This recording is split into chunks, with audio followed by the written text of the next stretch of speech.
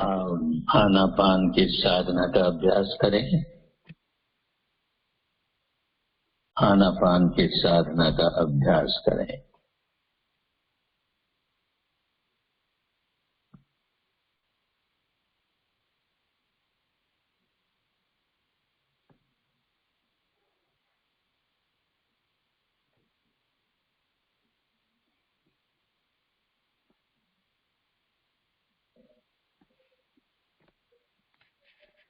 कमर, पीठ, गर्दन सीधे रखें।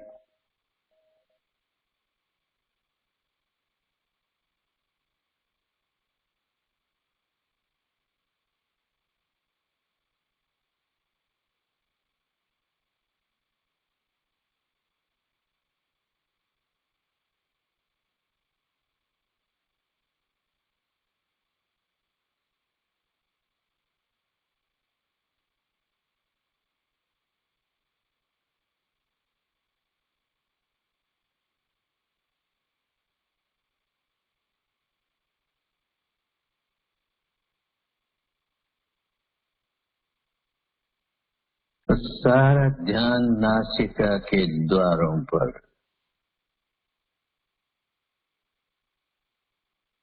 सारा ध्यान नासिका के द्वारों पर केंद्रित करके जानते रहें। सांस भीतर आ रहा है तो आ रहा है, बाहर जा रहा है तो जा रहा है, यही जानना है। बस इसे जानते रहें, निरंतरता से जानते रहें, बड़े ध्यान से जानते रहें। सांस बाएं नासिका में से गुजर रहा है या दाहिनी नासिका में से गुजर रहा है, या दोनों नासिकाओं में से गुजर रहा है, बड़े ध्यान से, बड़े ध्यान से जाने।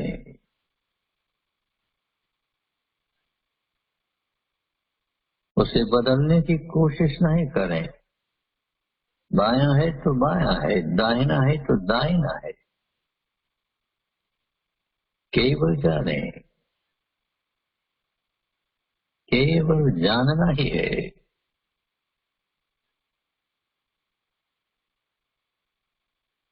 सांस लंबा है तो लंबा है, छोटा है तो छोटा है, उसे भी बदलने की कोशिश नहीं करें।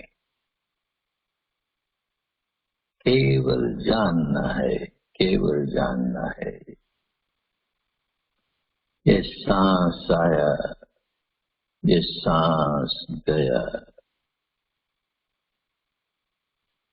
ये सांस आया, ये सांस गया। सांस से सांस पर मन लगा रहे, सांस से सांस पर मन लगा रहे।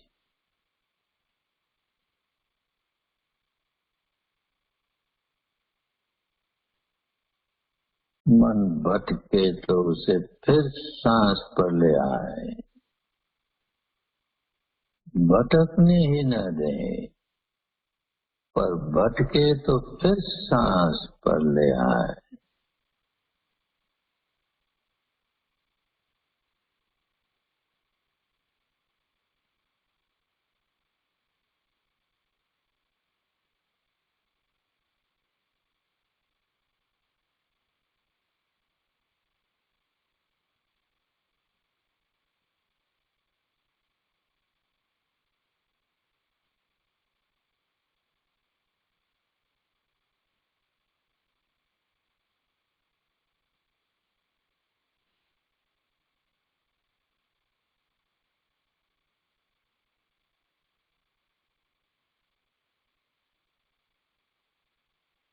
मन को नाक के दरवाजों पर लगाए रखें।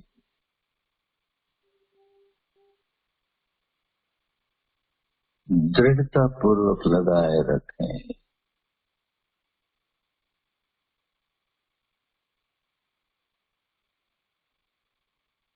एक पहरेदार की तरह, एक द्वारपाल की तरह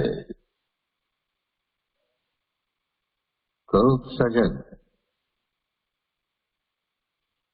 खूब सचेत,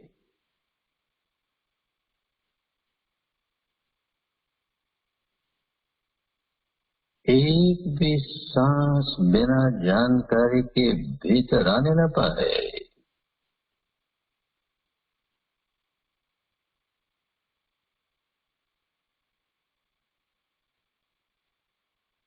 एक भी सांस बिना जानकारी के बाहर जाने न पाए।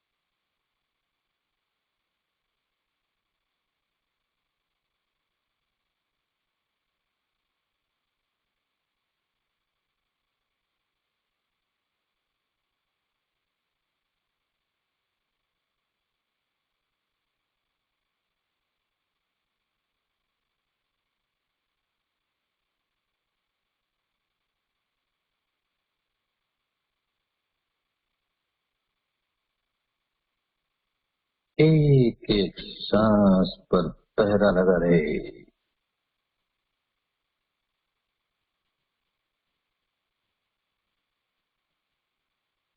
एक एक सांस की पहरेदारी होती रहे। खूब सजग,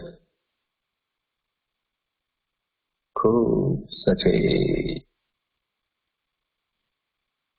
खूब सावधान, सावधान, सावधान।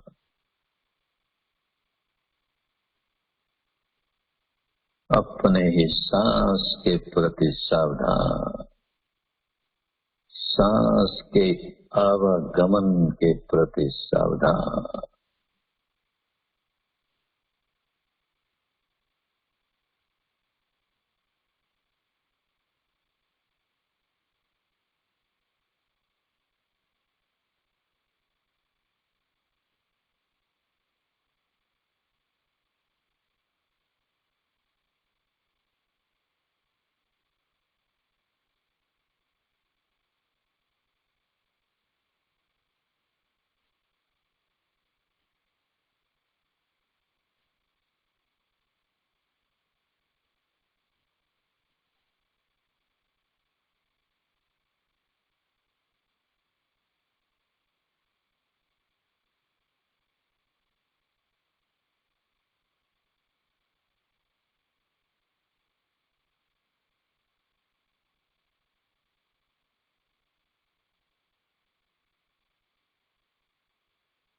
बहुत अच्छे, बहुत अच्छे।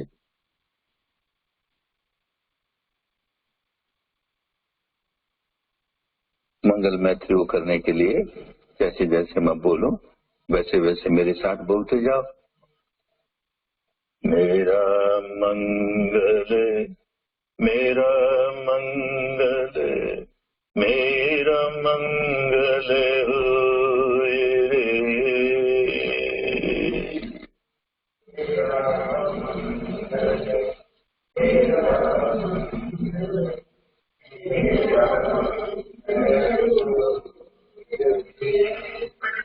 तेरा मंगल, तेरा मंगल, तेरा मंगल होए रे।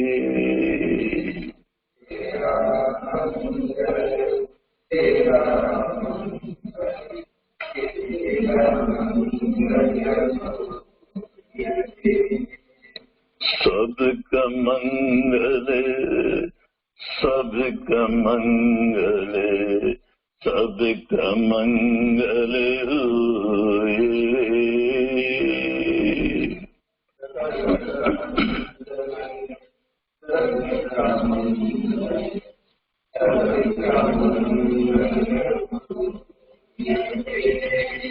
जन जन मंगल जन जन मंगल जन जन मंगल होए रे।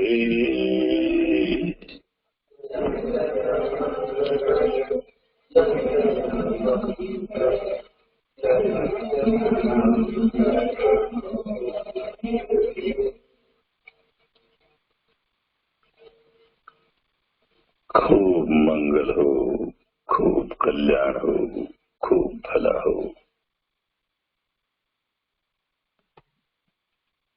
साधु साधु साधु।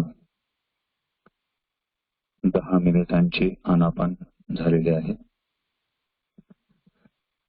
आज या आनापान सेशन साठी 25 उपासक उपासिका बंधू भगिनी उपस्थित राहिले।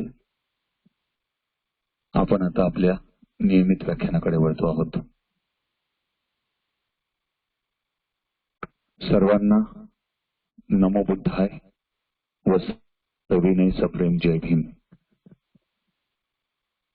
बुद्ध विहार समन्वय समितीच्या वतीने ऑनलाईन वर्षावास व्याख्यानमाला हा उपक्रम राबवण्यात येत आहे। आज या व्याख्यानमालेअंतर्गत 41वे व्याख्यान सादर करण्यासाठी आपल्यासोबत बुद्ध विहार समन्वय समितीचे सन्माननीय संस्थापक मुख्य संयोजक आदरणीय गुरुवर्य अशोक भाऊ सरस्वती बोधी हे उपस्थित झालेले आहेत। आपणा सर्वांच्या वतीने मी आदरणीय अशोक भाऊ यांचे विनम्रपणे दोन्हीही हात जोडून हार्दिक हार्दिक स्वागत करतो। आजच्या या व्याख्यानासाठी जे उपासक उपासिका बंधू भगिनी जॉईन झालेले आहेत त्या सर्वांचं देखील अगदी मनापासून हार्दिक हार्दिक स्वागत करतो।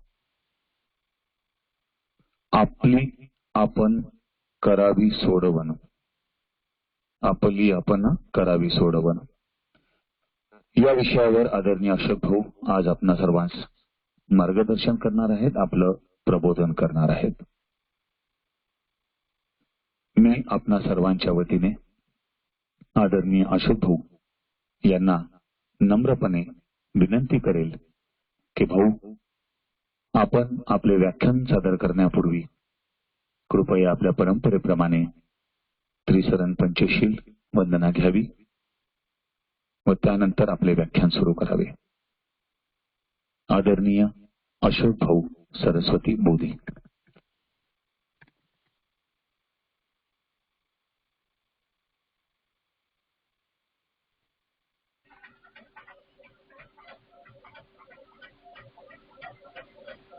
महाकारुणिक तथागत सम्यक संबुद्ध बोधिसत्व परमपूज्य डॉक्टर बाबासाहेब आंबेडकर, सद्गुरु महात्मा ज्योतिबा फुले, कबीर महाराज गाडगे बाबा यांच्या पावन स्मृतींना आपल्या सर्वांच्या वतीनं मी विनम्र अभिवादन करतो आणि पंचांग प्रणाम करतो। पृथ्वीच्या पाठीवर बुद्धाच्या धम्माचा उपदेश करण्याकरिता जे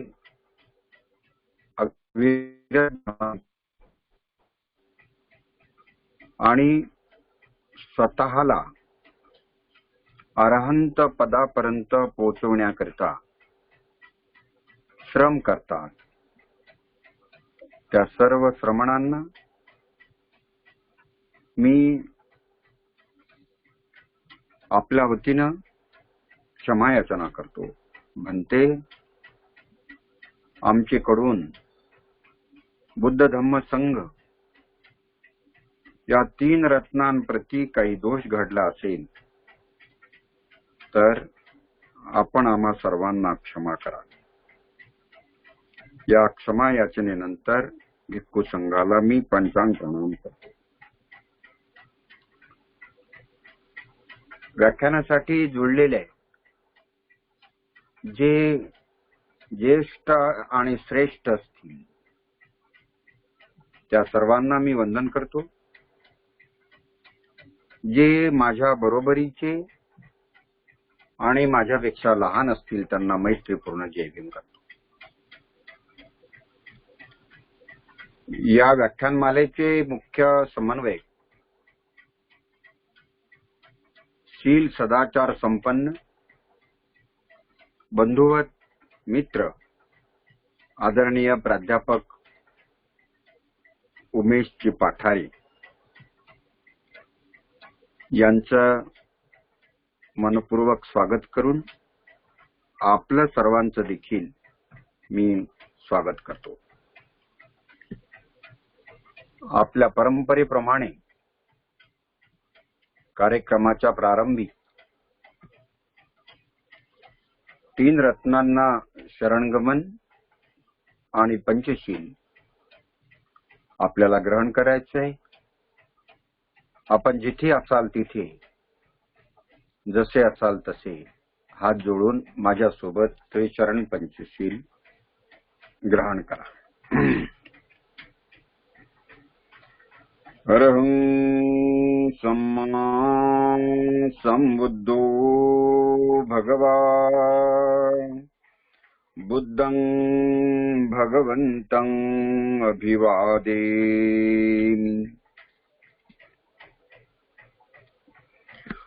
स्वाख्यातो भगवता धम्मो धम्मं नमस्सामि.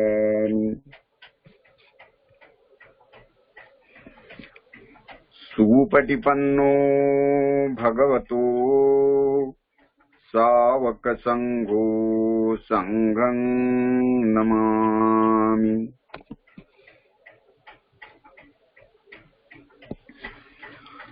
नमो तस्स भगवतो अरहतो सम्मा संबुद्धस्स.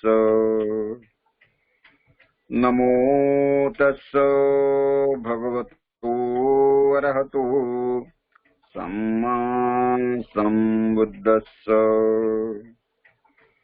नमो तस्स भगवतो अरहतो सम्मा संबुद्धस्स. बुद्धं शरणं गच्छामि. धम्मं शरणं गच्छामि. संघं शरणं गच्छामि. द्वितीयंपि बुद्धं शरणं गच्छामि. द्वितीयंपि धम्मं शरणं गच्छामि. द्वितीयंपि संघं शरणं गच्छामि. तृतीयंपि बुद्धं शरणं गच्छामि. तृतीयंपि धम्मं शरणं गच्छामि. तृतीयंपि संघं शरणं गच्छामि. पाणातिपाता वेरमणि शिक्षापदं समादियामि. अदिन्नादाना वेरमणि सिक्खापदं समादियामि। कामेषु मिच्छाचारा वेरमणि सिक्खापदं समादियामि। मूसावादा वेरमणि सिक्खापदं समादियामि। सूरामेरय मज्जपमादट्ठाना वेरमणि सिक्खापदं समादियामि। साधु साधु साधु।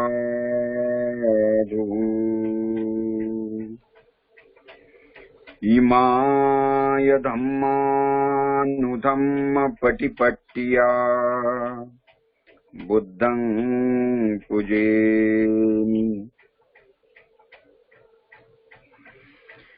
इमाय धम्मानुधम्म पटिपट्टिया धम्मं पूजेमि। इमाय धम्मानुधम्म पटिपट्टिया संघं पूजेमि।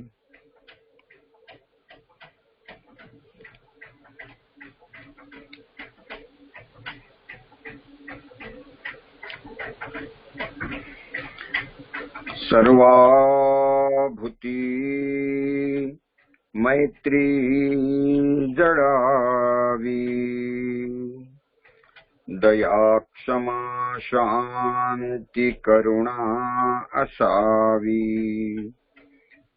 न सावा द्वेष वैर भाव पुणासी न सावी आसक्ति कशाची। जळोती वासना या मनाची असावी कामना मंगलाची। झिजावे शरीर क्रांतीसाठी सत्य शोधक गुरु असो मज पाठी। स्वतंत्र समता बंधुत्व मूल्य असू दे हे सर्वश्रेष्ठ। तयाने होईल सुखी मानव सत्ताना होईल भ्रष्ट। असू दे सदा हे सूत्र माझ्या मुखी। सर्व लोक सदा राहोत सुखी। सर्व लोक सदा राहोत सुखी।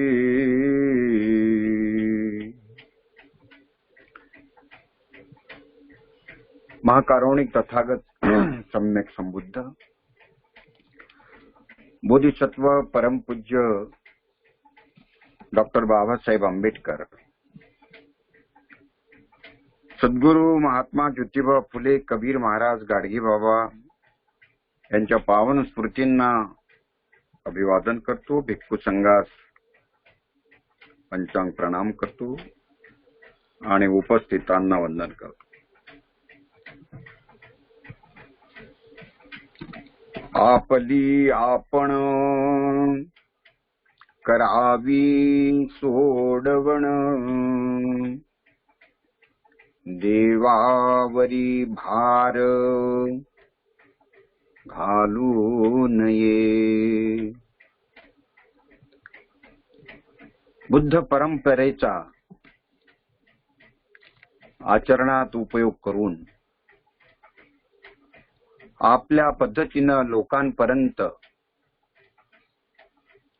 तो उपदेश पोहोचवण्याचा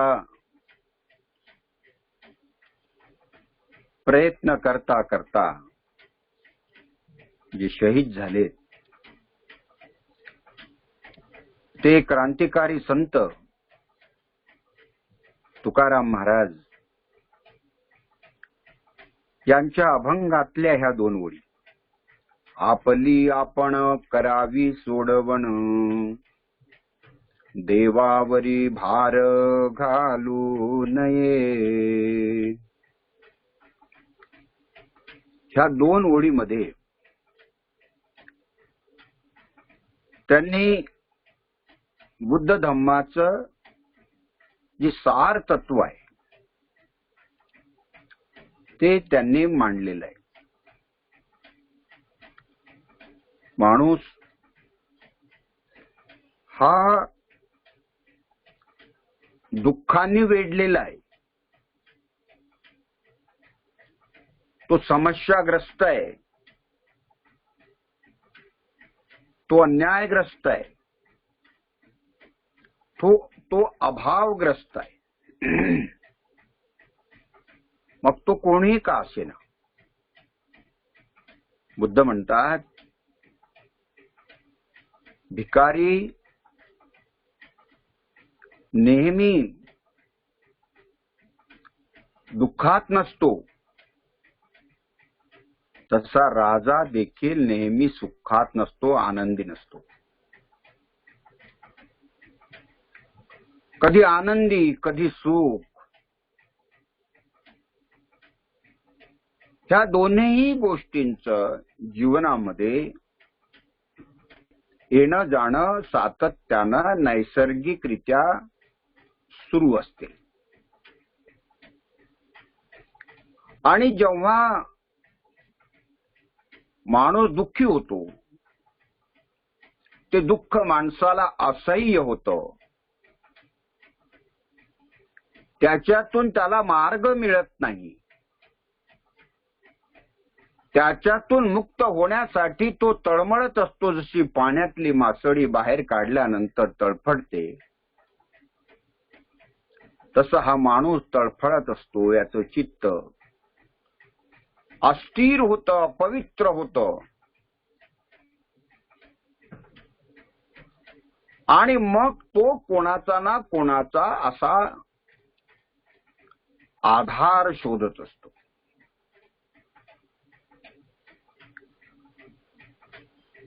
अगं हा सर्वसामान्य माणूस कोणाचा आधार शोधतो? आपल्याला सर्वांना माहिती आहे, प्रत्येकाचा हा अनुभव आहे. आपलं जर डोकं दुखत असेल तर जो भेटते त्याला आपण सांगतो, आज माझं खूप डोकं दुखून राहिलं. तो काय डॉक्टर आहे काय तुला तुझं डोकं बरा करेल? पण तरी सांगतो. बायकोला सांगतो, पोराला सांगतो, मित्राला सांगतो, जो भेटतो त्याला सांगतो. माझं पोट दुखून राहिलं, माझं डोकं दुखून राहिलं, माझं हे दुखून राहिलं, माझं ते दुखून राहिलं. जेव्हा की त्याला माहित असते की याच्या जवळ याचा काहीही उपाय नाही, ती त्याचं तळमळ नसतं, तडफड नसतं. असह्य झालेल्या वेदना तो याला त्याला सांगत सुटतो. आणि त्याला असं वाटतं की माझ्या समस्या, माझं दुःख, माझ्यावर होणारा अन्याय दूर करणारा कोणीतरी माणूस असेल, कोणीतरी असावा, याचा तो शोध घेत असतो.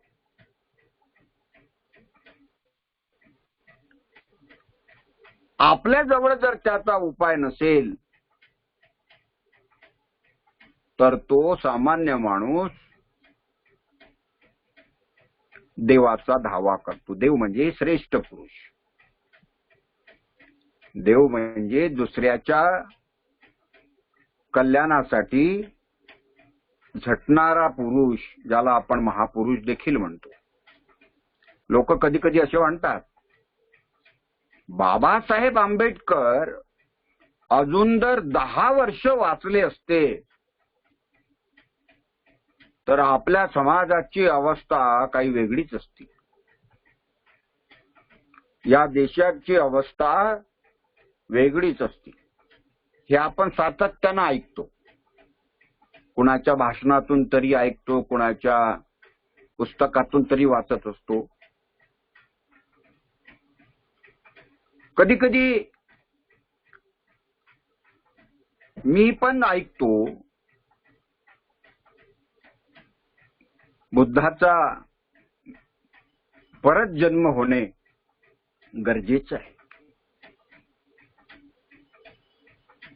कारण हा समाज या दुःखातून जर मुक्त करायचा असेल तर त्यासाठी बुद्धाला यावंच लागेल. हा आपला जो भाबडेपणा असतो, त्या भाबडेपणातून आपली ती अपेक्षा असते आणि मग आपण आपल्या समस्या सोडवण्यासाठी संत महात्म्यांचा आश्रय शोधत असतो, बोधिसत्वाचा आश्रय शोधत असतो, देव पुरुषांचा आश्रय शोधत असतो. 2500 वर्षापूर्वी भगवंत सांगतात, अथाही अथनो नाथो, तूच तुझा स्वामी हो, अत्त दीप भव, तूच तुझा प्रकाश हो.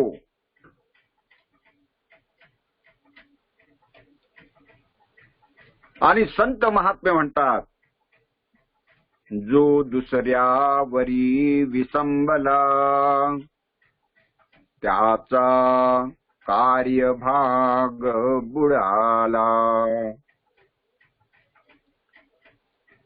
स्वतः काही करण्यापेक्षा जो इतरांवरती अवलंबून असतो त्याची अधोगती ठरलेली असते. त्याचा सारा कारभार हा बुडालेला असतो. म्हणून बाबासाहेबांनी वेगळा मार्ग सांगितला. बाबासाहेब म्हणतात, शिका, समजून घ्या, जाणून घ्या, संघर्ष करा. हातावर हात देऊन बसल्यानं जमणार नाही, त्याच्यासाठी भिडा आणि त्याच्यासाठी ऑर्गनाइज पण व्हा, संघटित पण व्हा. एकट्यानं जमत नसेल तर समूहानं त्याचा लढा उभा करा, पण दुसऱ्यावरती अवलंबून राहू नका. सामान्य माणसं पर्याय सापडत नाही म्हणून ते देवावर अवलंबून राहतात. कुठली तरी मग अदृश्य शक्तीला ते देव मानतात. मी जिथे जिथे अज्ञानाचं भांडार आहे, जे अज्ञानाच्या खाईत खितपत पडलेले आहेत, ते काही पण करू शकतात. मागच्या दुसऱ्या लाटेमध्ये कोरोनाच्या गंगा ही शववाहिनी झाली. लोकांजवळ प्रेतांचा अग्निसंस्कार करण्याचीही व्यवस्था नव्हती. म्हणून त्यांनी प्रेतांना गंगेच्या पाण्यात सोडून दिलं. आणि काही काही लोकांनी कोरोना देवीचं मंदिर बांधलं. कोरोना देवी याच्या 33 कोटी देव तर आहेतच, पण त्या 33 कोटी मध्ये दररोज काही ना काही भाबडे लोक भर घालत असतात. खोकला माय ते तशीच खोकला माय, बसन तसन खोकला तर मानला दगड. माता माय देवी यायच्या, औषध सापडत नव्हतं, बसवला दगड, माता माय. आता कोरोना बसून नाही राहिला तो कोरोना माय. म्हणजे काही ना काही भावनिक आधार मिळवण्याकरता ह्या असा अज्ञानाचा मार्ग लोक पत्करत असतात. आणि म्हणून तुकोबा म्हणतात की बाबांनो, अरे आपल्यावर आलेले जे प्रसंग आहेत त्याची सोडवणूक आपल्यालाच करावं लागेल. याचा भार देवावर घालू नये. सरळ शब्दात सांगता अथ्थाही अथ्थनो नातो. भगवंतांनी त्या काळच्या भाषेमध्ये सांगितलं. अत्तदीप भव त्या काळच्या भाषेत सांगितलं. तूच तुझा प्रकाश हो, तूच तुझा मार्ग शोध, तूच तुझा उद्धारक हो. बुद्ध तीच भाषा वेगळी सांगतात, त्याच भाषेचं भाषांतर तुकोबा वेगळ्या पद्धतीनं सांगतात. पण सांगतात की तू दुसऱ्यावरती अवलंबून राहायचं नाही, कुठल्या संत महात्म्यावरती अवलंबून राहायचं नाही. तुझं तुलाच पाहावं लागणार आहे. अनेक प्रश्न आहेत, अनेक समस्या आहेत. आपण 14 ऑक्टोबर 1956 रोजी अशोक विजयादशमीच्या दिवशी बाबासाहेबांच्या हाकेला ओ देऊन आपण धर्मांतर केलं आणि धम्मामध्ये आपण प्रवेश केला.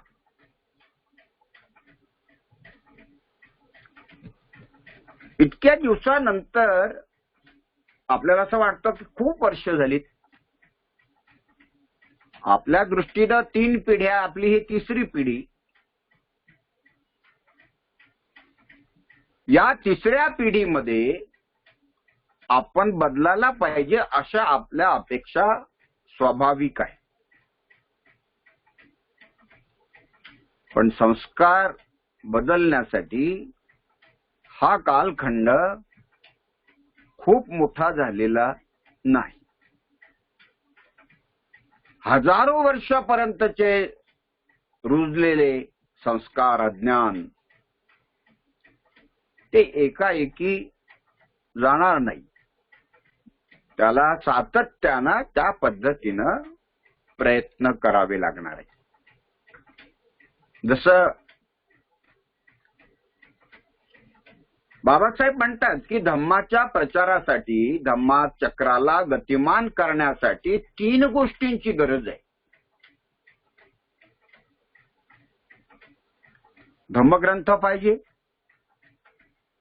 जो हँडी राहील, जो आपल्याला सोबत बाळगता येईल. तो बायबल सारखा असावा, तो कुराण सारखा असावा, तो गीतेसारखा असावा. हे 3 पेटारे कुठे घेऊन फिरणार आहे? या 3 पेटाऱ्यांचं म्हणजे त्रिपिटकाचा सार एका ग्रंथामध्ये तो आला पाहिजे. आणि हा भोळा भाबळा सामान्य माणूस त्याला तो समजला पाहिजे, त्यानं तो श्रद्धेने सातत्यानं अभ्यासला पाहिजे.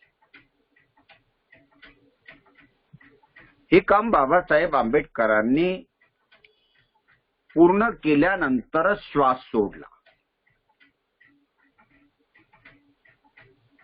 दुसरी गरज होती, उपासक झाल्यानंतर उपासनेसाठी आपल्याला बुद्ध विहार पाहिजे, आपलं उपासना केंद्र पाहिजे. आणि तिसरी गरज होती, धम्माचा प्रचार करण्याकरता आणि आपलं मॉडेल उभं करण्याकरता भिक्खूंचा संघ पाहिजे. या 3 गोष्टी पाहिजेत असं बाबासाहेब म्हणाले. त्यापैकी एक गोष्ट झालेली आहे. काल परवाला नागपूर जिल्ह्यामध्ये एक भयानक गोष्ट घडली. ती लपवून काही फायदा नाहीये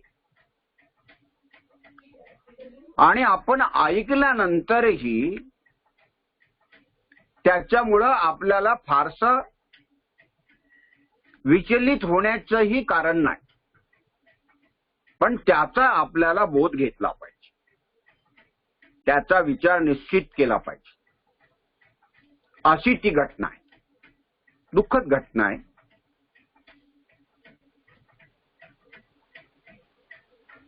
एका भिक्खूनं एका स्त्रीला भिक्षुणीची दीक्षा दिली. हा भिक्खू अमरावतीचा, नागपुरात राहायला लागला. ही स्त्री नागपूरची, तिचा नवरा बेवळा आणि ही त्याला कंटाळली आणि या भिक्षूपासून तिने श्रामणेरची दीक्षा घेतली आणि पुढे यानं तिच्या सोबत आपलं सूत जुळवलं आणि दोघेही आपल्या अनैतिक संबंधामध्ये गुरफटल्या गेले. किती वर्ष? 10 वर्षाच्या पेक्षा जास्त कालखंड. ह्या दोघाही जणांनी आपले दान गोळा करून, पैसे गोळा करून, लोकांना चुत्या बनवून नागपूर आणि सावनेरच्या रोडवर असणाऱ्या एका खेड्यामध्ये प्लॉट घेतला, तिची कुटी बांधली आणि हा तिथे राहायला लागला त्या कुटी करून. कुठं धर्म प्रचाराला जायचं नाही आणि फक्त पैसे जमा करायचे, वर्गण्या मागायच्या आणि त्या कुटीच्या शेजारी दुसरा प्लॉट घेऊन तिथे या भिक्षुणीसाठी बांधायचं आणि आपला संसार चालू द्यायचा.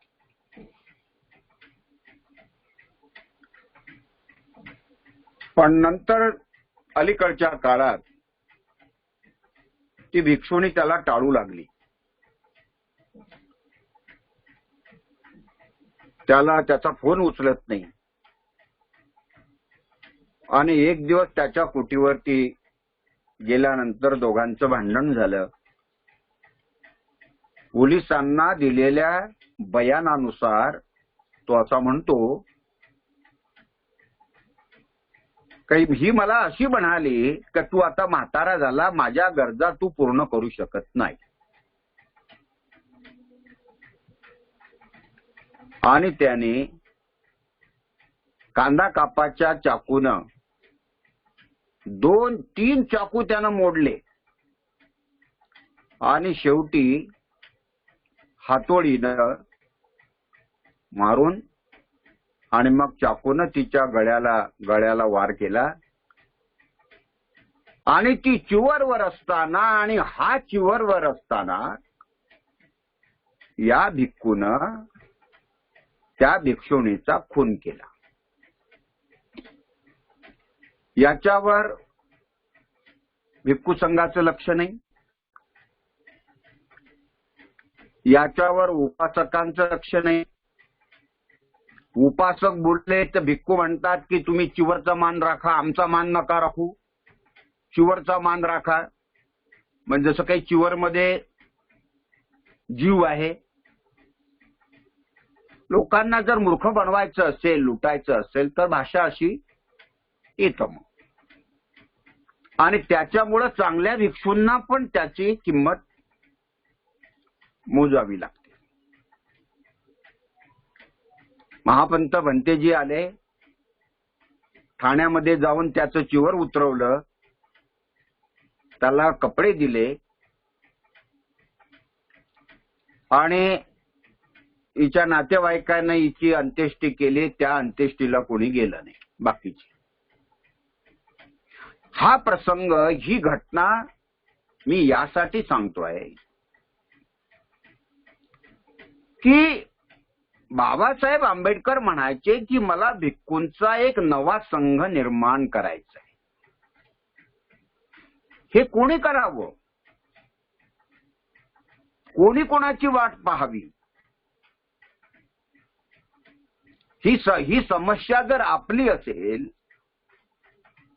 तर ती समस्या सोडवण्याकरता तुम्ही कोणाचा धावा करणार आहात? आपण कोणाच्या खांद्यावर हे ओझं टाकणार आहोत? आपल्या घरात जर मुर्दा पडला असेल तर तो मुर्दा दुसऱ्यांनी कधीच उचलायचा नसतो. तो आपल्या घरातला मुर्दा आपणच उचलायचा असतो.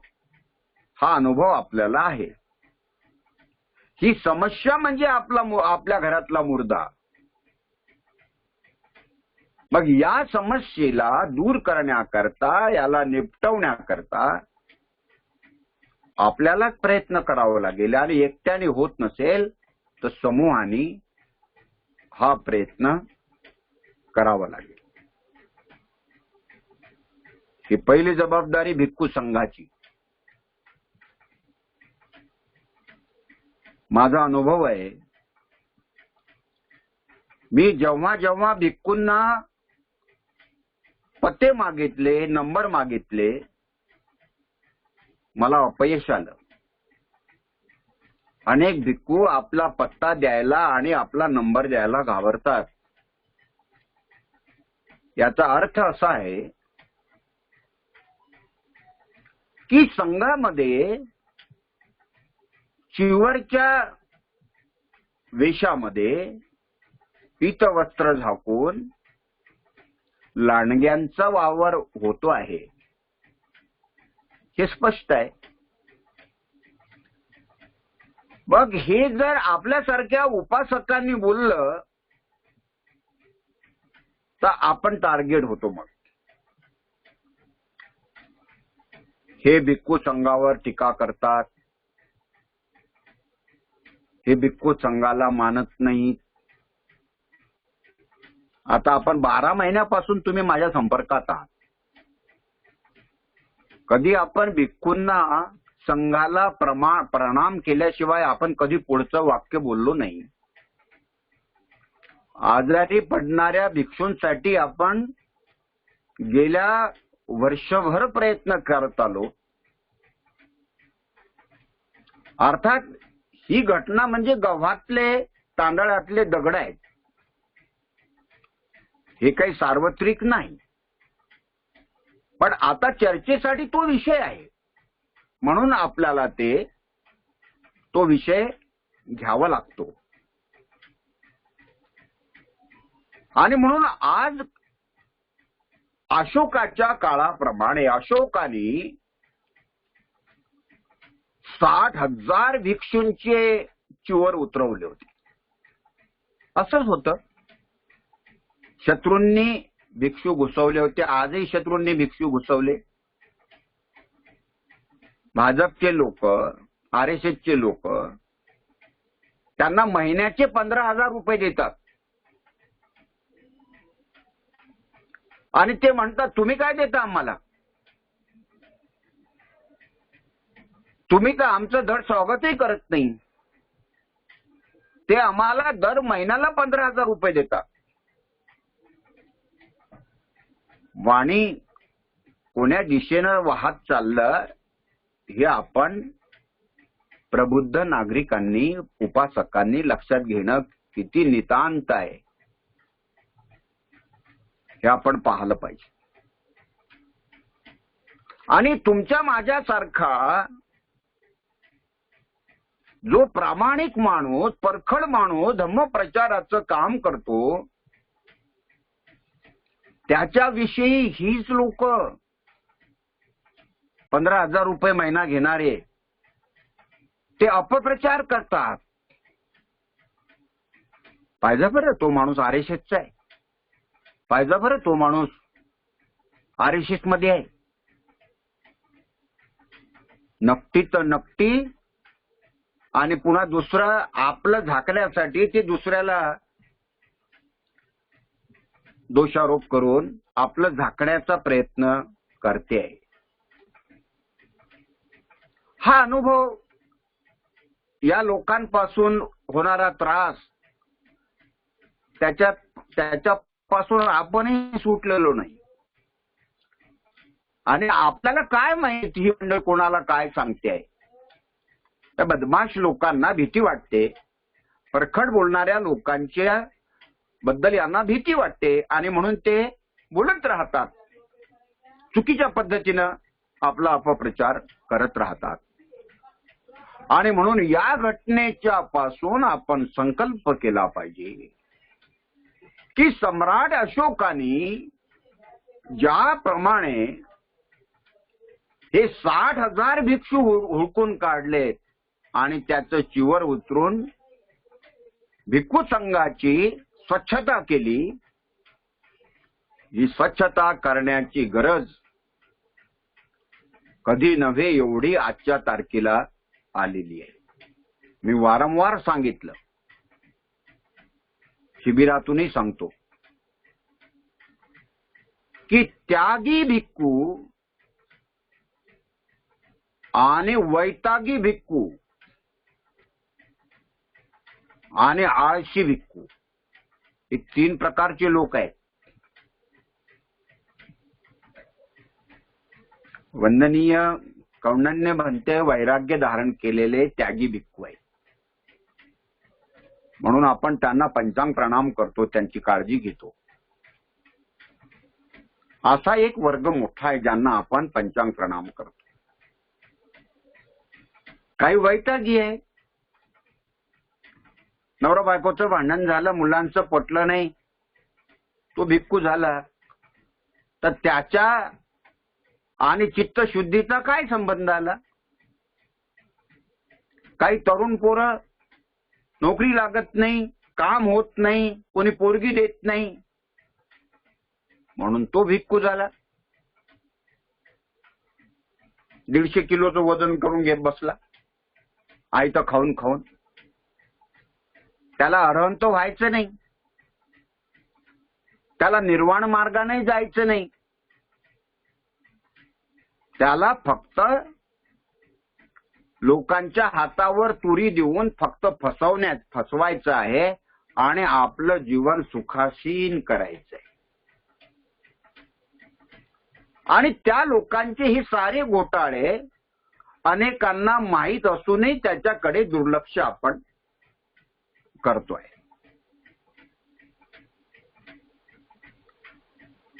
याच्यावरती त्यावेळी आलेल्या प्रसंगानुसार अशोकाने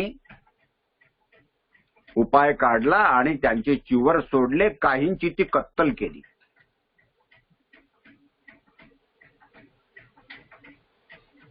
आज याच्यासाठी सम्राट अशोक येणार नाही, बुद्ध येणार नाही, बाबासाहेब येणार नाही, आणि भिक्खूंचा संघच अस्तित्वात नाही, तर संघ कोणतं नियंत्रण करणार आहे. श्रेष्ठ ज्याला पद दिलेले आहेत त्यांचे घोटाळे मुंबई पासून तर गल्लीपर्यंत आपल्याला सगळ्यांना माहिती आहे. 4 मजली इमारतीचं बुद्ध विहार बांधतात आणि 4थ्या मजल्यावरती बायको ठेवतात आणि त्याच्यावर पहारेकरी असतात. 4थ्या मजल्यावर कोणी जाऊ नाही शकत. हे सगळं माहिती आहे लोकांना. पण मांजराच्या गळ्याला घंटा कोणी बांधायचा? मग हे आपलं त्याच्यापासून अंग काढून घेतात. हा एक न्याभळटपणाचा हा मार्ग स्वीकारला आणि काही लोकांनी फक्त वाचाळपणा करून केवळ टीका करत राहण्याचा हा दुसरा एक मार्ग स्वीकारला. म्हणून तुकाराम महाराजांनी म्हटलेलं आहे, आपण सोडवणूक करायची, त्याचा भार देवावर घालायचा नाही. आपल्या घरातला मुर्दा आपण उचलायचा, त्याच्यासाठी दुसऱ्याची वाट पाहायची नाही. आणि म्हणून सर्व समाजाने एकत्र येऊन भिक्खू संघाच्या स्वच्छतेचा कार्यक्रम हा आता राबवण्याची गरज आहे. या व्याख्यानाच्या निमित्तानं हे आपल्या समोर एक आव्हान आपण उभं केलेलं आहे आणि ते जुनच आहे, होत राहील असं. आपल्याला सजग राहावं लागेल. तिसरं जे होतं, आपल्याला बुद्ध विहार पाहिजे उपासना करण्यासाठी. आणि बुद्ध विहार हे शांतीचं केंद्र व्हावं, हे पवित्र स्थळ व्हावं, हे सामाजिक क्रांतीचं केंद्र व्हावं, अशी आपण सगळेजण अपेक्षा करतो. पण परिस्थिती अशी आहे, काही विहार जर सोडले मोजके, तर बाकी ठिकाणी शांतीच्या ऐवजी कलह आहे. कलहानी बटबटलेले, कलह प्रधान झालेले, ते कलहाचे केंद्र झालेले आहेत. ते क्रांतीचे केंद्र होण्याच्या ऐवजी काँग्रेस आणि भाजपची दलाली करणारे ते प्रतिक्रांतीचे केंद्र झालेले आहे.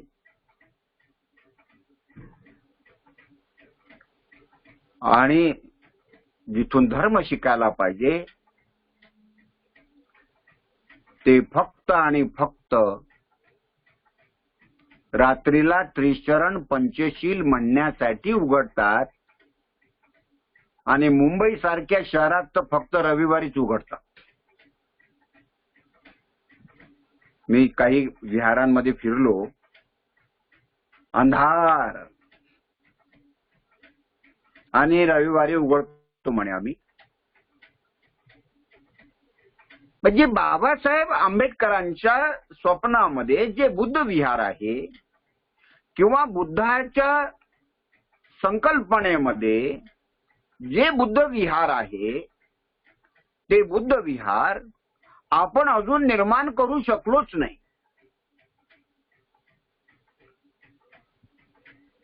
बुद्ध विहार कायच्यासाठी आहे? काय आहे बुद्ध विहाराची संकल्पना?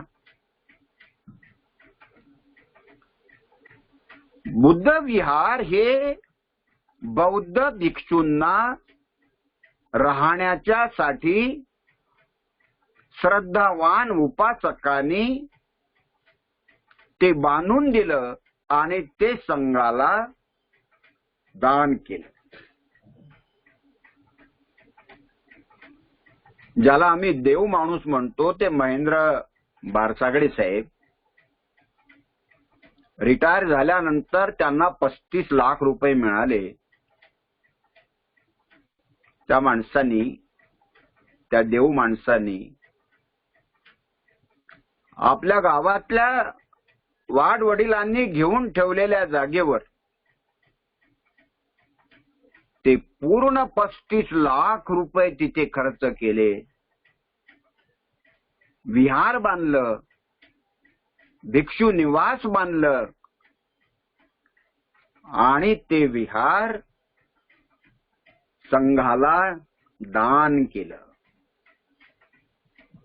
आजही महेंद्र बारसागडेंच्या रूपामध्ये असे अनाथपिंडक आहेत जे आपला आणि आपल्या परिवाराचा, आपल्या प्रपंचाचा विचार कमी करतात आणि धम्माचा विचार जास्त करतात. असे खूप लोक आहेत.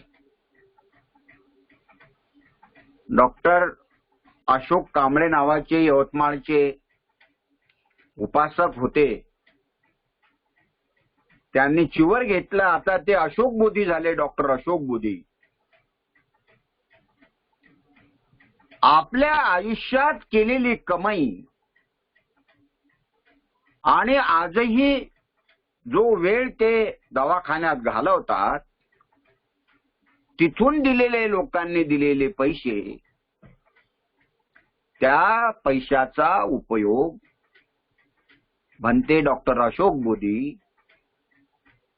आज यवतमाळमध्ये 2 एकरामध्ये एक प्रशस्त असं बुद्ध विहार, आदर्श असं बुद्ध विहार, की ज्या क्षेत्रात पाय ठेवल्यानंतर शांती आपण स्वतःला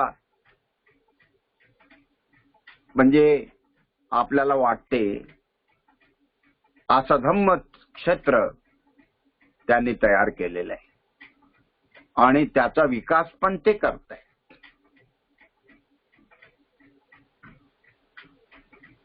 जीवनबोधी जी जो मेश्राम होते, आता ते बौद्ध लिहितात.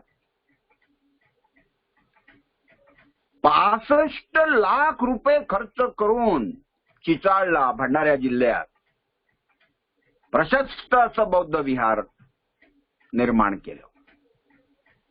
लोक नाहीत असं नाही, लोक आहेत, लोक काम त्या पद्धतीनं करतात.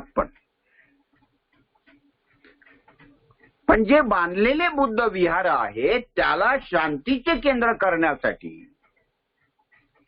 त्याला धम्म प्रचाराचे केंद्र करण्याकरता, त्याला क्रांतीचे केंद्र करण्याकरता आपण कमी पडतो.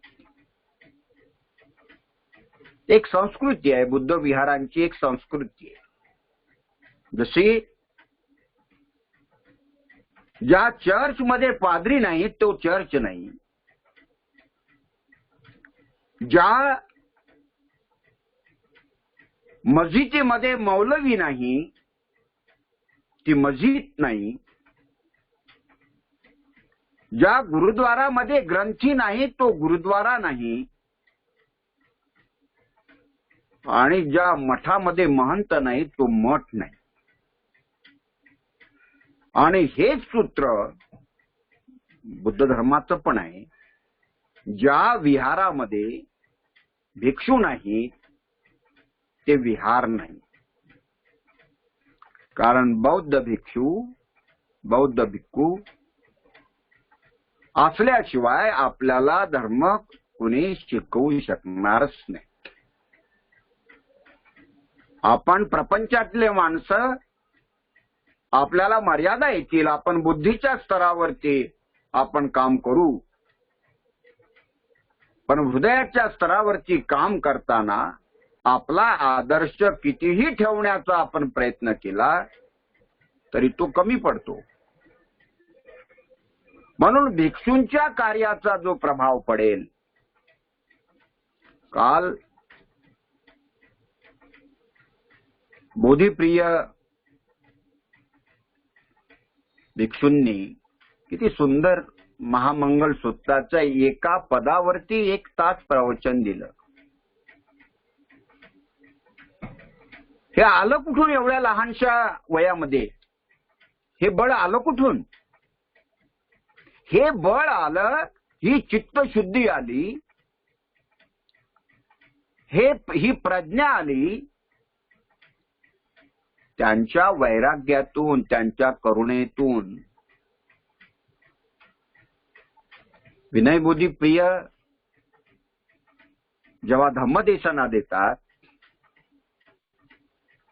कौंडण्य भंते जेव्हा धम्मदेशना देतात, धम्मबुद्धी जेव्हा धम्मदेशना देतात, तेव्हा आपण शांतपणे ऐकतो. तो त्यांच्या वैराग्याचा परिणाम असतो. त्यांच्यामध्ये असणाऱ्या वैराग्यामुळं आपली ग्रहणशीलता वाढते, आपल्या श्रद्धेमध्ये वाढ होते. म्हणून भिक्षूशिवाय धर्म वाढू शकत नाही. तो त्याच्यासाठी भगवंताने जास्तीत जास्त उपदेश संघाला केलेला आहे, भिक्खू संघाला केलेला आहे. आणि उपासकांमध्ये फार कमी त्यांनी उपदेश केलेले आहेत. एक जर भिक्खू संघ तयार झाला, कारण पंचवर्गीय भिक्खूंना काय म्हणतात भगवंत, अरे हे मला प्राप्त झालं, पण मला प्राप्त झालेल्याचा अनुभव जर तुम्ही नाही घेतला तर तुम्हाला त्याचा काय लाभ आहे. आचार्य सत्यनारायणजी गोयंका गुरुजी असे म्हणतात, ज्यांनी पेढाच खाल्ला नाही त्याला पेढ्या दाखवून त्याची चव कशी कळणार आहे. धर्म हे पाहण्याची वस्तू नाही, हे अनुभवण्याची गोष्ट आहे. आणि हे अनुभव, निर्वाण पदाचा अनुभव, अरहंत होण्याचा अनुभव, हा अनुभव घेतलेल्या लोकांचं मॉडेल समाजाच्या समोर राहतं. पंचवर्गीय भिक्षूंना अरहंत पद प्राप्त झालं आणि सर्वात लहान असणारा अश्वजी त्याच्या चालण्यावरून, त्याच्या पाहण्यावरून, त्याच्या भिक्षाटनावरून विद्वान असलेला ब्राह्मणांचा नेता सारीपुत्त आणि महामोग्गलायन बदलतो. हे भिक्खू संघाचं मॉडेल उभं करणं हे भगवान बुद्धाचं हे त्यांना अपेक्षित होत.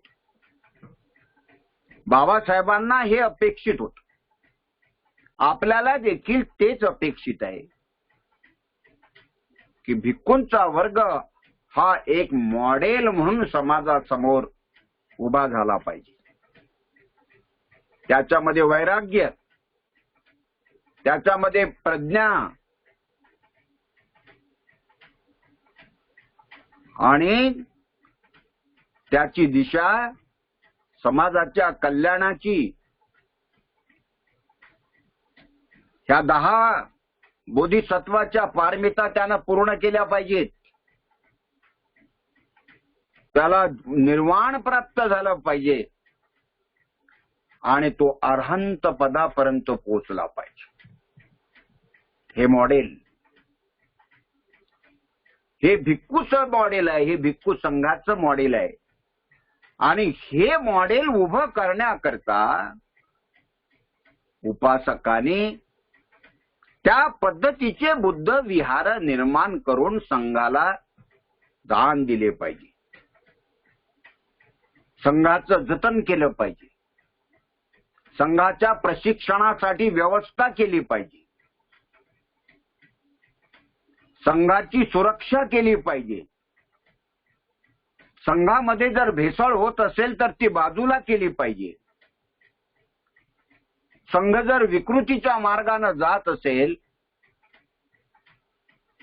तर त्याला तिथे थांबवलं पाहिजे. लोकांनी जेव्हा भगवान बुद्धाला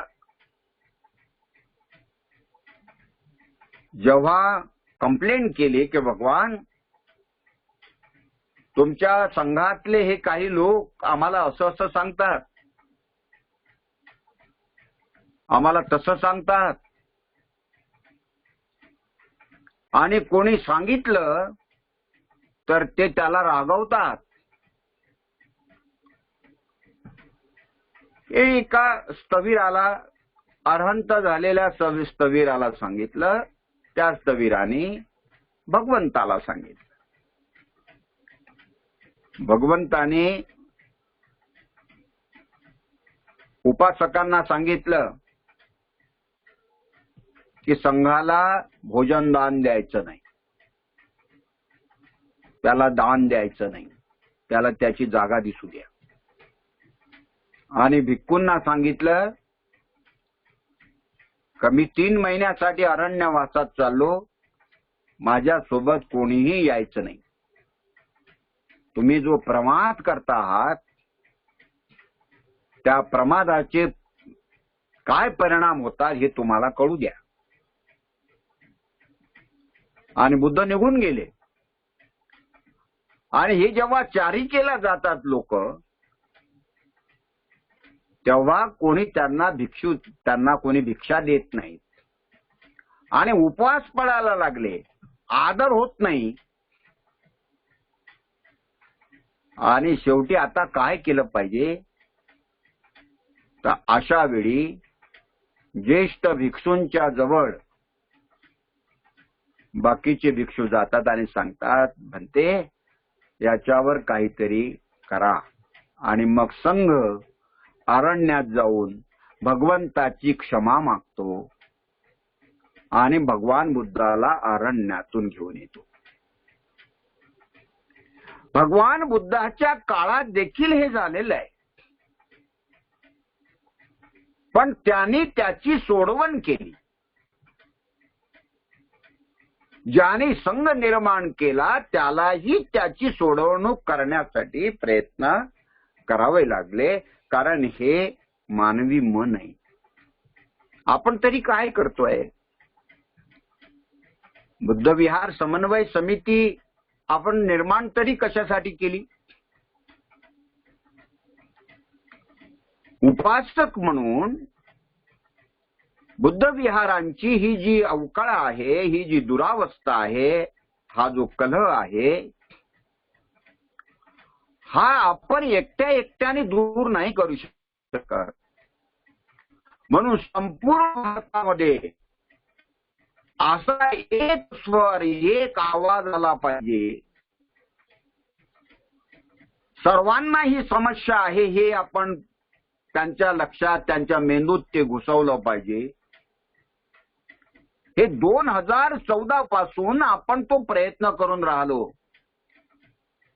काही लोक असे म्हणाले, अशोक भाऊ, अहो आपल्या घरातल्या 5 लोकांचा समन्वय होत नाही, तुम्ही या भारतातल्या बुद्ध विहाराच्या समन्वयाच्या गोष्टी करून राहिले, काही स्वप्नात आहात का? मी त्यांना म्हणालो, मी नाही, स्वप्नात नाही आहे, मी जागृतच आहे. ते होईल का नाही होईल तो नंतरचा प्रश्न आहे. पण तुम्ही मला एक सांगा, ते झालं पाहिजे की नाही झालं पाहिजे? नाही झालं तर पाहिजेच म्हणे. मग झालं पाहिजे तर मग कोणी केलं पाहिजे? मग उत्तर नाही. त्याच्यावर त्या ज्ञानी माणसाकडे उत्तर नाही. तुम्ही नाही कराल, मलाही करू देणार नाही, मग काही बुद्ध येणार आहेत? चैत्यभूमीतून बाबासाहेब येणार आहेत? हे कोणी करावं? हे आपल्याला करावंच लागेल. आज नाही होईल तर उद्या, उद्या नाही होईल तर परवा, 10 वर्षांना नाही होईल तर 20 वर्षांना, 20 वर्षांना नाही होईल तर 100 वर्षांना. परंतु याच्याशिवाय पर्याय नाही. साऱ्या बुद्ध विहारांची पहिले साखळी तयार करा, त्याचा समन्वय करा. विरोधात बोलायची गरजच नाही. ज्यांना समजत नाही त्यांना प्रोग्राम द्या. आपण त्यांना पाली भाषा प्रचाराचा प्रोग्राम दिला. कोण विरोध करेल पाली भाषा प्रचाराला? 3 वर्षात आपण शेकडो बुद्ध विहारांमध्ये जवळपास 20,000 लोकांना परीक्षेला बसवलं.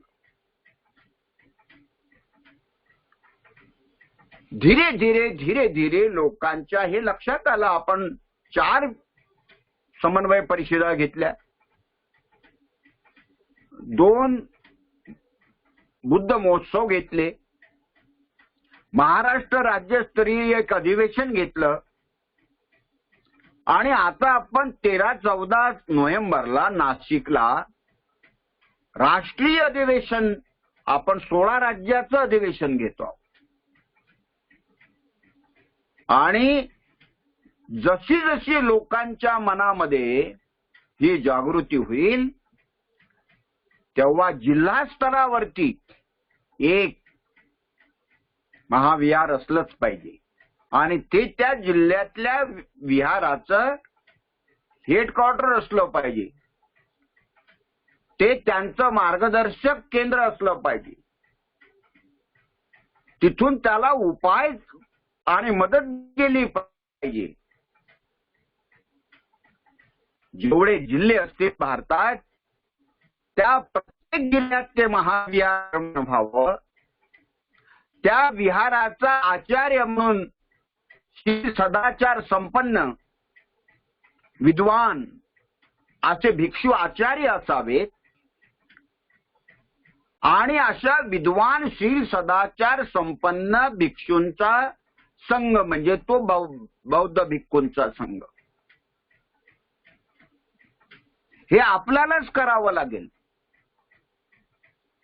जर जिल्हा लेवलला झालं तर मग तालुका लेवलला, तालुका लेवलला झालं तर झोन लेवलला झालं तर मग गाव पातळीवर, असं ते वरून खाली झिरपत जाणार आहे. आपण प्रत्येक बुद्ध विहारात साप्ताहिक व्याख्यानमाला चालू केली. कोरोना आला तर आपण ऑनलाईन व्याख्यानमाला चालू केली. आपण व्याख्यानमाला चालू केली तर इतरांनीही व्याख्यानमाला चालू केल्या. आज शेकडो लोक, हजारो लोक ऑनलाईन धर्म ऐकतात, धर्माचं चिंतन करतात, चर्चा करतात. कोणीतरी पुढाकार घ्यावा, कोणीतरी सुरुवात करावी आणि इतरांनी त्याचं अनुकरण करावं आणि धम्माच्या चक्राला गतिमान करावं. बुद्धविहार समन्वय समिती हीच तर प्रक्रिया राबवते. याच्यासाठी कोणावरती अवलंबून राहण्याची गरज नाही. आपली आपण करावी सोडवणं आणि सर्व समाज हे समजेलच असं नाही. Those who are enthusiastic, they must show their enthusiasm. Those who are more enthusiastic, they must show their more enthusiasm. जे उत्साही आहेत, श्रद्धावान आहेत, त्याने त्यांचा उत्साह दाखवावा. जे जास्त उत्साही आहेत त्याने त्यांचा जास्त उत्साह दाखवावा. जे थकले असतील त्यांनी थांबून जावं. ज्यांना जमत नसेल त्यांनी आराम करावा.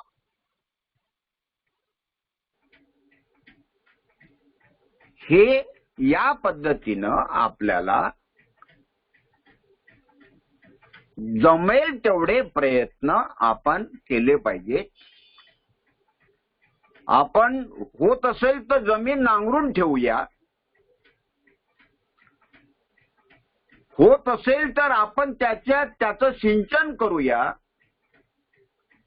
होत असेल तर त्याच्यामध्ये बीजारोपण करूया. होत असेल तर ते अंकुर आलेले त्याला वाढवूया. होत असेल तर आलेल्या फळांचं जतन करूया आणि होत असेल तर ही अमृताची शेती,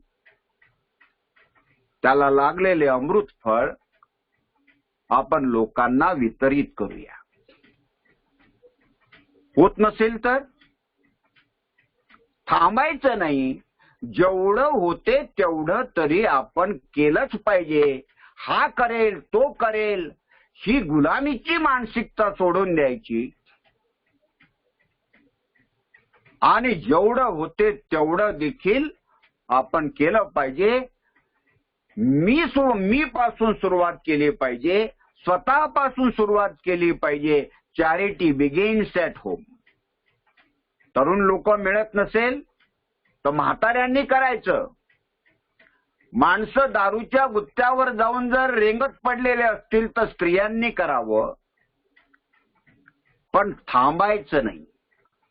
हा गाडा थांबू द्यायचं नाही, नाही तर नरकवास ठरलेला आहे. नीट लक्षात घ्या. परिस्थितीचं आकलन तुम्ही केलं पाहिजे. आणि म्हणून बुद्ध विहारांचा समन्वय म्हणजे बौद्ध समाजाचा समन्वय हे एकट्या दुकट्याचं काम नाही, ते उपाय कौशल्य आहे. हा उपायाचा एक मार्ग आहे. आणि जर हा उपाय झाला तर भिक्खू संघ निर्माण होईल. आणि ही जी काही अवकळा आहे ते अवकळा आपण सर्व मिळून त्याला दूर करण्याचा आपण प्रामाणिकपणे प्रयत्न करत राहू. आपापल्या संघटनेतच काम करा, ती संघटना सोडू नका. पण कॉमन मिनिमम प्रोग्राम वरती बुद्ध विहार समन्वय समिती काम करते. आपण सगळे बुद्ध विहार समन्वय समितीचे सदस्य व्हा. बुद्ध विहार समन्वय समितीच्या कार्याचा भार आपल्या खांद्यावर घ्या.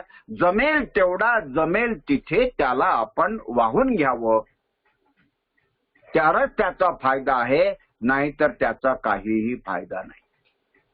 अशा अनेक समस्या, मग कौटुंबिक समस्या असतील, व्यक्तिगत समस्या असतील, सामाजिक समस्या असतील, राष्ट्रीय समस्या असतील, जागतिक समस्या असतील, सांस्कृतिक समस्या असतील, ह्या साऱ्या समस्या सोडवण्यासाठी ज्याच्या समस्या आहेत त्यांनी पुढाकार घेतला पाहिजे.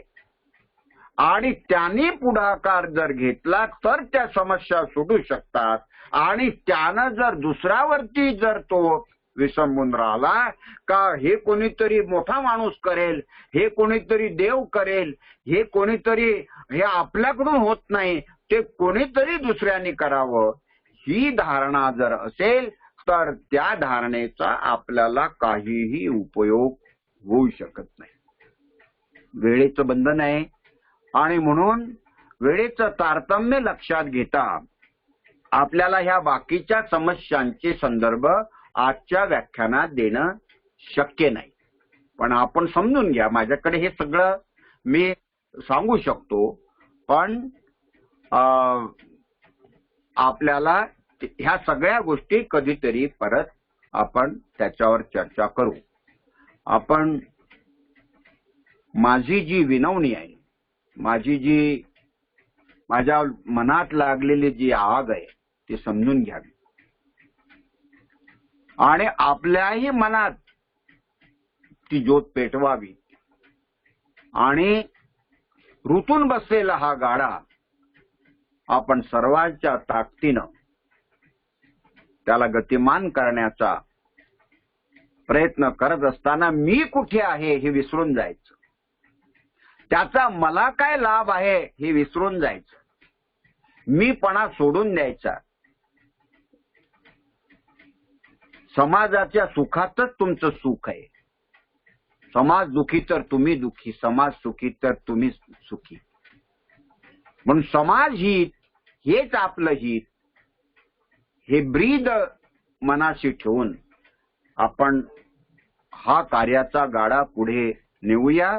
आणि आपण आपली सोडवणूक करून घ्यावी, करूया असा आपण संकल्प करावा.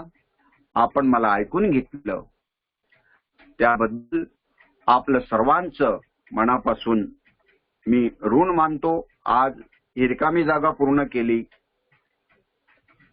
त्यामुळं, नाहीतर दुसरं आज कोणी बोललं असतं. आपले सर्वांचे मनापासून आभार मानतो. कौंडण्य भंतेजी, आज कालच्यापेक्षा त्यांची प्रकृती आज बरी आहे. डॉक्टर सुहास कानफाडे यांच्या दवाखान्यात काल त्यांना मी ऍडमिट केलं आणि आता कानफाडे साहेब त्यांच्यावरती इलाज करीत आहे. मला विश्वास आहे की ते तिथे बरे होतील. आपण सगळ्यांनी सजग राहून त्यांच्या पाठीशी उभं राहावं, त्यांना आर्थिक मदत करावी आणि त्यांची मंगलकामना करावी की ते लवकर दुरुस्त होत आमच्या पुण्यकर्मानं त्यांचं भलं हो, ते आजारातून बरं हो, अशी आपण मंगलकामना करावी. ज्यांच्याकडे मृत्यू झाला असेल त्या मृत व्यक्तीच्या प्रती, तो कोणत्याही धर्माचा असो, कोणत्याही जातीचा असो, कोणत्याही पंथाचा असो, कोणत्याही गावचा असो, त्याच्या प्रती आदरांजली व्यक्त करू. त्याच्या कुटुंबावरती आलेल्या दुःख त्यातून ते नष्ट व्हावे, त्यातून ते बरे व्हावे, दुःखातून मुक्त व्हावेत म्हणून आपण मंगलकामना व्यक्त करू. सर्व प्राणी मात्र सुखी होऊत, निर्वैर होत, शत्रूंचंही भलं हो आणि मित्रांचंही भलं हो, ही मंगलकामना करण्यासाठी आपण हात जोडावे आणि माझ्यासोबत आपण सर्वांनी जिथे असाल तिथे म्हणावं. सबका मंगल हो, सबका मंगल हो, तेरा मंगल मेरा मंगल, सबका मंगल हो, सबका मंगल हो. दृश्य और अदृश्य सभी जीवों का मंगल हो रे. जल के थल के और गगन के प्राणी सुखिया हो, सबका मंगल हो. दस दिशाओं के सब प्राणी मंगल लाभी हो रे. निर्भय हो निर्भय बने सब, सभी निरामय हो, सबका मंगल हो. फिर से जागे धम्म जगत में, फिर से होवे जन कल्याण. जागे जागे धम्म जगत में, होवे जन कल्याण, होवे जन कल्याण. राग द्वेष मोह दूर हो जावे, जागे शील समाधि ज्ञान. जन जन के दुखड़े मिट जावे, फिर से जाग उठे मुस्कान, जाग उठे मुस्कान. जागे जागे धम्म की वाणी, मंगल मूल्य महाकल्याणी. जागे बुद्ध सदृश कोई ज्ञानी, होवे सुखी सब जग के प्राणी. सबका मंगल, सबका मंगल हो, सबका मंगल हो. तेरा मंगल मेरा मंगल, सबका मंगल हो. सबका मंगल हो।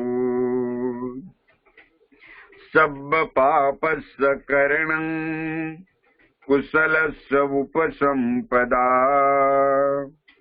सचित्त परियोदपनं एतं बुद्धान शासनं धम्मं चरे सुचरितं नतं दुच्चरितं चरे धम्मचारी सुखं सेति अस्मिन् लोके परं च न तावता धम्मधरो यावता बहुभासति योच पंपि सुत्वानं धम्मं कायेन पश्यति सवे धम्मधरो होति यो धम्मं न पमज्जति नत्थि मे शरणं नय्यं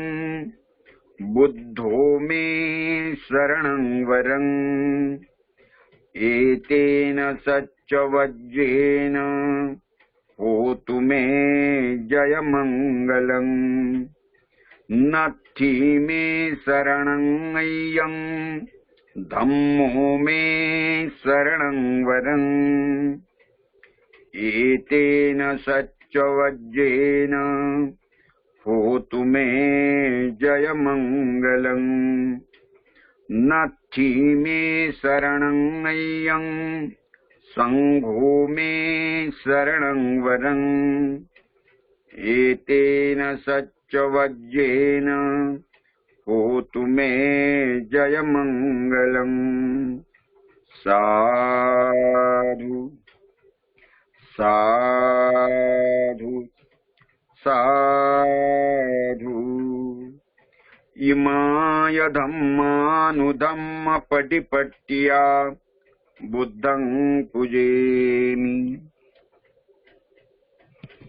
इमाय धम्मानुधम्म पटिपट्टिया धम्मं पूजेमि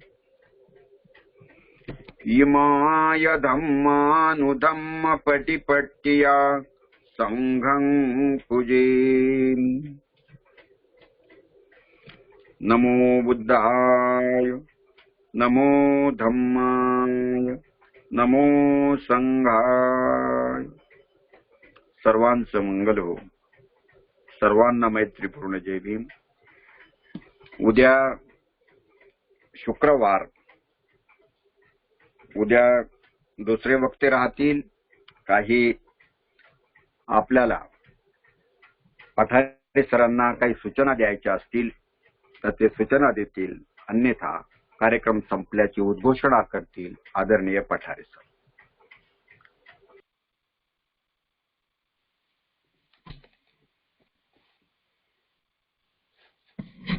साधु साधु साधु। बुद्ध विहार समन्वय समितीचे सन्माननीय संस्थापक मुख्य संयोजक आदरणीय गुरुवर्य अशोक भाऊ सरस्वती बोधी यांनी सामाजिक परिवर्तनाच्या दृष्टिकोनातून प्रबोधनात्मक असे विचार अतिशय प्रभावी पद्धतीने आज आपल्या समोर मांडले। अतिशय उत्कृष्ट अशी वक्तृत्व कला, भाषा शैली ही निश्चितच अत्यंत प्रभावी स्वरूपाची ठरते आणि त्यातूनच भाऊंचं जे व्याख्यान असतं ते प्रचंड श्रवणीय असं ठरतं। भाऊ एकदा बोलायला लागले की त्यांनी थांबूच नये असं प्रत्येकाला वाटतं। अतिशय उत्तम असं मार्गदर्शन आज आदरणीय अशोक भाऊ यांनी आपल्या सर्वांस केलेलं आहे।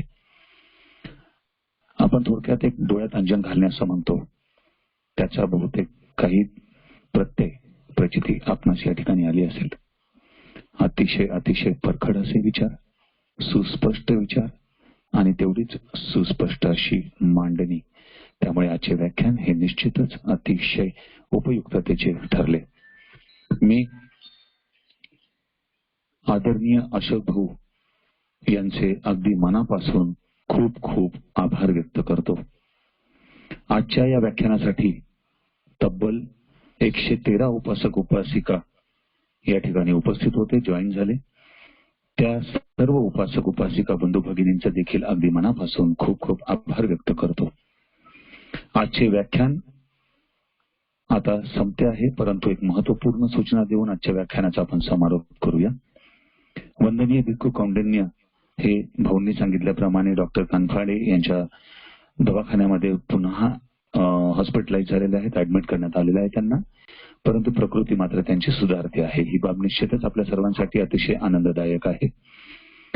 वंदनीय भंते जे आहेत त्यांना आपल्या सर्वांच्या मंगलमैत्रीमुळे प्रकृती लवकरात लवकर बरी होण्यास जरी मदत मिळत असली तरी दवाखान्याच्या खर्चासाठी काही आर्थिक तरतूद करणे तितकेच महत्वाचे आहे. ही बाब लक्षात घेता आदरणीय अशोक भाऊंनी केलेल्या विनंती आव्हानास आपण सर्वजण मान द्याल आणि जी काही थोडीफार यथाशक्ती आपणास जमेल तेवढी आर्थिक मदत आपण कराल अशा प्रकारची आशा व्यक्त करतो.